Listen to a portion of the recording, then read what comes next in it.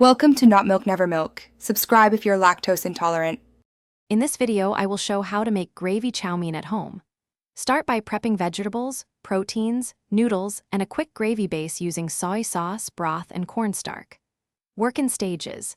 Sear protein, high-heat stir-fry vegetables, then add noodles and pour gravy to finish. Taste and adjust seasoning with a dash of sugar or vinegar, garnish with green onions, and serve hot for best texture and flavor. Gather your ingredients and mise en place to streamline cooking. Slice protein thinly, julienne vegetables, and cook noodles al dente so they finish in the wok. Mix a gravy slurry with broth, soy sauce, and cornstarch, keeping the ratio balanced so it thickens quickly. Use sesame oil and white pepper sparingly for aroma, and have garnishes ready to add brightness at the end for a restaurant-style finish. Heat your wok or large pan until very hot, then add oil and sear protein in batches to avoid steaming. Remove protein, stir-fry vegetables quickly, and return protein to the pan.